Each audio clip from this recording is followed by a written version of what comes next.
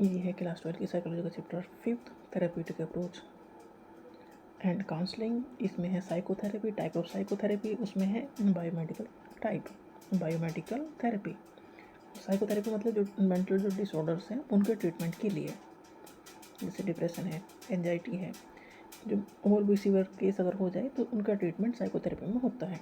तो biomedical therapy refers to the use of medical treatment including medicine and medical procedures to treat psychological disorder. मतलब पहले तो चीज़ें बिना मेडिसिन के सुलझाने की कोशिश की जाएगी, जब ये काम नहीं कर पाएंगे फिर मेडिसिन दी जाएगी। तो बायोमेडिकल में मेडिसिन के थ्रू ट्रीटमेंट होता है, मेडिसिन या मेडिकल प्रोसीजर्स होते हैं, जैसे कि ECT इलेक्ट्रोकन्वल्सिव थेरेपी, मतलब उसमें इलेक्ट्रिक शॉक दिए जाते हैं, माइल्ड इलेक्ट्रिक शॉक, जो कि देता है साइकेट्रिस्ट। ऐसे नहीं कि अपने आप दे दो उसकी उंगली प्लग में, ये नहीं होता। तो इसमें मेडिसिन के थ्रू ट्रीटमेंट हो रहा है बायोमेडिकल थेरेपी में। ये एक टाइप है साइकोथेरेपी की। It focus on altering brain chemistry and physiological functions to relieve symptoms of mental health conditions. देखो मेंटल हेल्थ नहीं ठीक है, एक्चुअली बहुत ख़राब है, तो उसमें एक मेडिसिन के थ्रू जो ब्रेन में जो केमिकल्स हैं उसमें थोड़ा बहुत चेंज लाने की कोशिश की जाती है, और फिजियोलॉजिकल फंक्शन जो बॉडी के हैं उनमें चेंज ला के थोड़ा बिहेवियर में चेंज करने की कोशिश की जाती है। Health condition, mental health condition को सुधारने की कोशिश की जाती है। प्रिस्क्रिप्शन ऑफ मेडिसिन में, प्रिस्क्रिप्शन मतलब जो दवाई लिख के देते हैं डॉक्टर, वो पर्चा।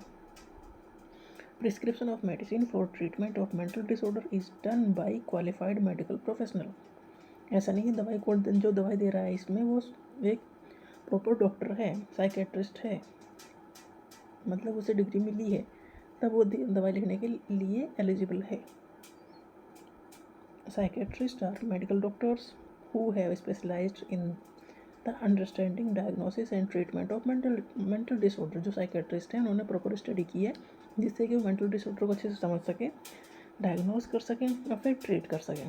पहले समझना है, फिर डायग्नोस करना कि है क्या, और फिर ट्रीटमेंट ढूंढना है कि क्या ट्रीटमेंट इसके लिए बेहतर ऑप्शन होगा। तो वो वेल क्वालिफाइड डॉक्टर हैं।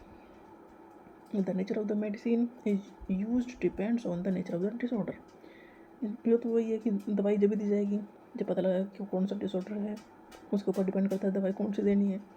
सीवियर मेंटल डिसऑर्डर जैसे कि सिजोफ्रेनिया या बाइपोलर डिसऑर्डर है, इसमें एंटीसाइकोटिक ड्रग्स दी जाएंगी।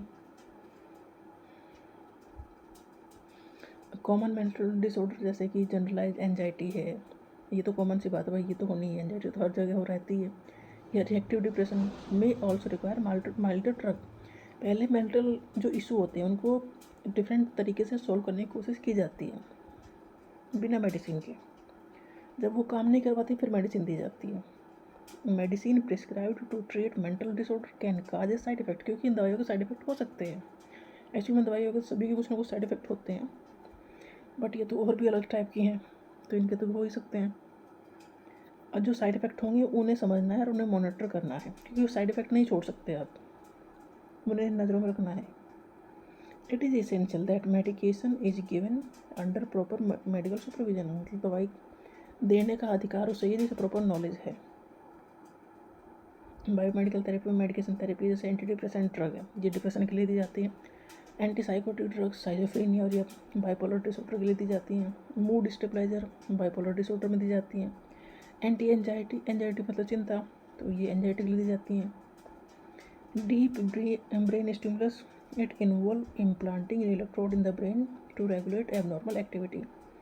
ब्रेन में जो दिक्कत चल रही हैं, जो केमिकल चेंजेस हो रहे हैं उनको नोट किया जाता है इसमें, फिर ट्रीट किया जाता है। बायोमेडिकल थेरेपी की एक थेरेपी है इलेक्ट्रोकन्वल्सिव थेरेपी।